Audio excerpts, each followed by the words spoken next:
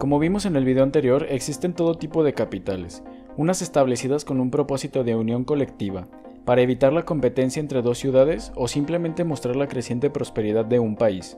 En este video veamos otras 5 capitales, que si bien van de la mano con estas ideas, tienen sus propias peculiaridades, como ¿cuál es la capital menos poblada del mundo? ¿O existe otra capital tan rara como Pyongyang? Si te interesa saber la respuesta, quédate, no sin antes suscribirte para conocer más sobre estas ciudades. Esto es Urbanópolis y bienvenidos.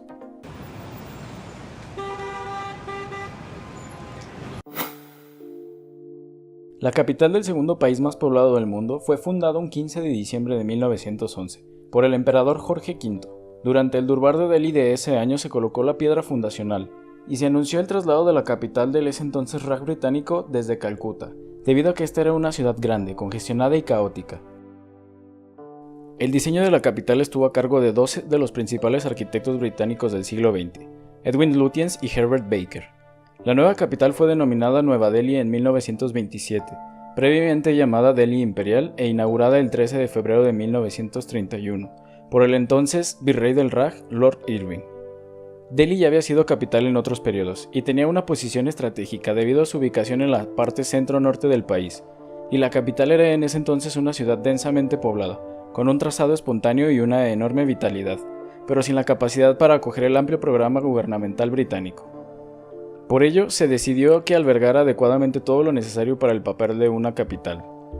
Así podría diseñarse algo acorde con la magnificencia de los colonizadores, que fuera eficaz, que exhibiera la representatividad necesaria y de paso que mostrara la superioridad británica frente a las formas hindúes. Se escogió una ubicación al sur de la ciudad existente, donde se desplegaría un conjunto de avenidas geométricamente que manifestarían el orden, la monumentalidad y el simbolismo occidental. La arquitectura, no obstante, conservaría la tradición hindú, y sería en palabras de los arquitectos una nueva Roma anglo-india. Lutyens dirigió el plan maestro, siguiendo las directrices de la City Beautiful occidental, al puro estilo de como lo vimos en Canberra en el video anterior, que por cierto te estaré dejando en la descripción para que te pases a verlo si no lo has hecho, como geométrica y ordenada, insertándola en el casco urbano de la vieja Delhi, mientras que Baker centró todos sus esfuerzos en la arquitectura de la nueva ciudad. La estructura esencial de Nueva Delhi se organiza a partir de 2 grandes avenidas, que se cruzan perpendicularmente, llamadas Rajpath o Camino de los Reyes y la Jampath o Camino del Pueblo, y 3 nodos monumentales, ubicados en los extremos de los ejes, a excepción del sur, y unidos entre sí formando un triángulo, descansando sobre esta ordenación una tupida red de ejes donde se encuentran las lujosas residencias de los funcionarios políticos de la India. El primero de los grandes ejes es un bulevar de más de 3 kilómetros, con algunos tramos de anchura superior a los 400 metros y abundantemente arbolado, preparado para grandes ceremoniales. De hecho, aquí se celebra cada año el desfile militar que celebra el Día de la República. La segunda avenida, que inicialmente se nombró Queensway o Camino de la Reina, enlaza con la Delhi antigua a través de la Plaza Connaught. En cuanto a los nodos, el primero de ellos es el situado al oeste de la ciudad, el núcleo gubernamental. En él se edificaron los impresionantes centros de mando, la Casa del Virrey, o actual Rashtrapati Bhavan, el Palacio Presidencial, el Parlamento y el edificio de los secretariados. En su parte posterior se encuentran los Mughal Gardens, jardines que permitieron extender la experiencia paisajística de Lutyens, a través de la interpretación de la jardinería oriental, concretamente la india, persa y mogola. El segundo nodo, situado al norte, corresponde a la Plaza Connaught. Esta plaza es una especie de unión entre la antigua ciudad y la nueva, que actúa en cierto modo como una entrada al barrio administrativo, y su planteamiento se inspiró en los tradicionales círculos británicos, como el de Bath. Por último, el tercer nodo es un gran parque hexagonal ubicado en el este de la ciudad. Sus dimensiones son enormes con sus aproximadamente 700 metros de diámetro. Allí se encuentra una de las más importantes referencias arquitectónicas de Nueva Delhi, la India Gate, proyectada por Lutyens e influida por el Arco del Triunfo en París. En realidad, Nueva Delhi nació con una fuerte segregación entre colonizadores y colonizados, y siempre se mantuvo muy elitista. En la actualidad se está desarrollando un nuevo plan para hacer de la ciudad más inclusiva.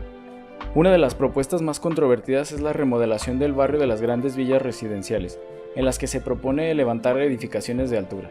Además, la ciudad es habitada por más de 28 millones de personas, convirtiéndola en la quinta urbe más poblada del mundo, y pieza clave para las ambiciones de una nueva India, más moderna y con hambre de poder. La capital del acérrimo rival de la India Comenzó su historia inmediatamente después de la declaración de la República Islámica de Pakistán en 1956, separada del dominio de la India en ese entonces. Esta separación se debió al hecho de que los musulmanes que habitaban el antiguo Raj británico querían su propio estado, y mayoritariamente habitaban en las regiones del este y el oeste de la India. En 1958 el general Mohammed Ayub Khan derrocó a Iskander Mirza, primer presidente de la nueva república, proclamándose nuevo presidente de Pakistán. En ese entonces la capital se encontraba en la ciudad portuaria de Karachi, pero al igual que Calcuta en la India, esta ciudad se encontraba muy congestionada y la idea de una nueva capital se venía barajando años atrás. Por ello, una de las primeras decisiones de Ayub Khan fue la de trasladar la capital hacia una región más estratégica y alejada del bullicio y el caos como el puerto de Karachi. Islamabad se levantó en el norte del país, a unos kilómetros al noroeste de Rawalpindi, siendo fundada un 14 de agosto de 1964.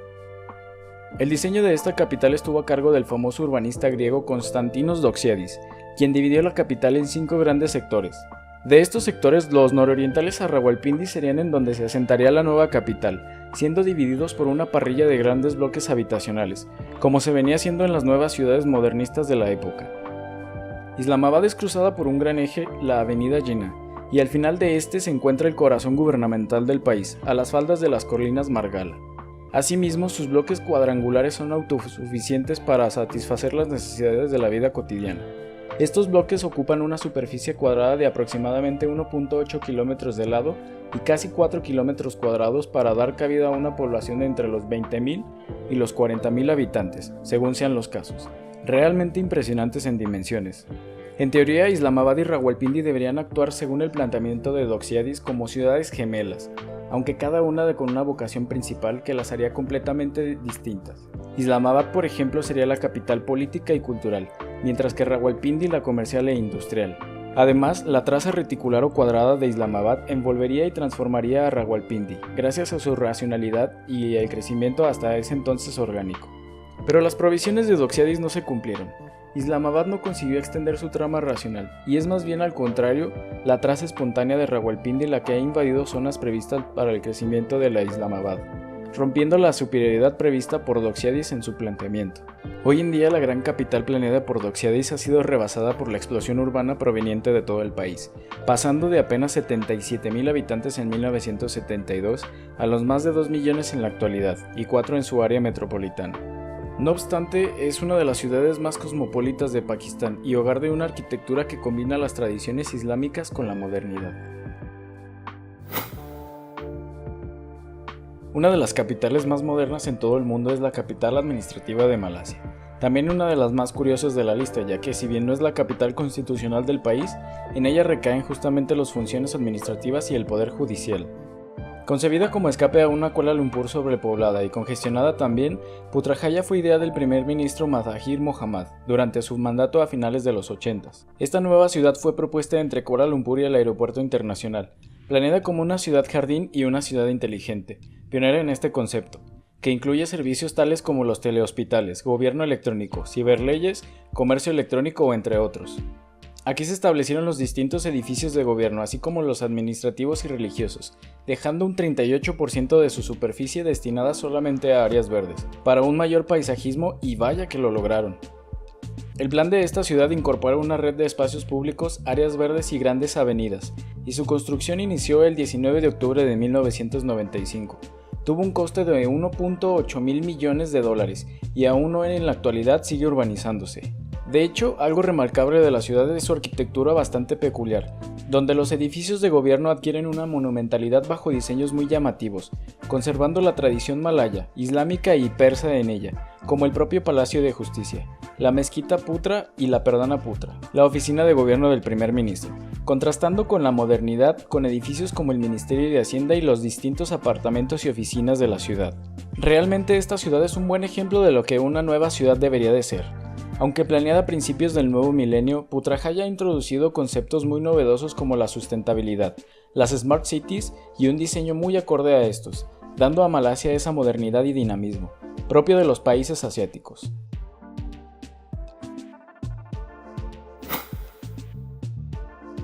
Naypyidaw es en la actualidad la capital más joven del planeta Tierra. cuando reemplazó un 6 de octubre de 2006 a Yangon, como la antigua capital de Myanmar. Esta capital evidentemente tiene una historia muy corta. Comenzó a construirse en 2002, en 2006 fue inaugurada por el ejército en el marco del Día de las Fuerzas y terminó de construirse en 2012. Hay varias teorías por las que se trasladó a la capital. Esta ciudad tiene una ubicación más céntrica que la antigua capital Yangon. La consideración del clima jugó también un papel muy importante en la transferencia de la capital, ya que Yangon resultó muy golpeado por el ciclón Nargis, que mató a más de 100.000 personas en Myanmar en mayo de 2008.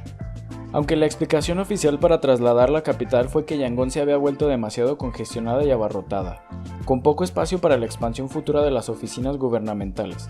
Otra más de la lista. Una de las características más inusuales de esta ciudad es que, al igual que Pyongyang en Corea del Norte, el acceso a esta capital está muy restringido para la población en general. Las áreas residenciales están cuidadosamente organizadas y los apartamentos se asignan de acuerdo al rango y estado civil de los trabajadores del estado. Estos apartamentos están clasificados mediante colores según los trabajos de los habitantes. Es decir, los empleados del Ministerio de Salud viven en edificios con techos azules, mientras que los empleados del Ministerio de Agricultura viven en aquellos que lo tienen verde. La arquitectura de esta capital es también muy única, ya que la zona gubernamental presenta un estilo de arquitectura estalinista con los toques tradicionales de la arquitectura birmana, engrandeciendo y enalteciendo todo el aparato de poder mediante grandes jardines, y avenidas de hasta 16 carriles por las que no circula absolutamente nadie. Así es, como en Corea del Norte. Así pues, Naypyidaw es otra de estas ciudades fruto del capricho de un grupo de poder, y por lo tanto muy elitista, en la cual no todas las personas tienen la oportunidad de vivir. Como dato curioso, esta ciudad fue la que protagonizó el reciente video y golpe de estado por parte del ejército el 1 de febrero de este año, en donde una mujer hacía tranquilamente ejercicio sin darse cuenta de lo que pasaba tras de ella. Exacto. La capital más comentada en el video anterior fue escogida el 31 de diciembre de 1957 por la reina Victoria, como la nueva capital de la entonces provincia británica de Canadá. Sin embargo, no fue oficialmente la capital hasta 1867, después de la independencia del país, previamente ubicada durante este tiempo en la ciudad de Quebec.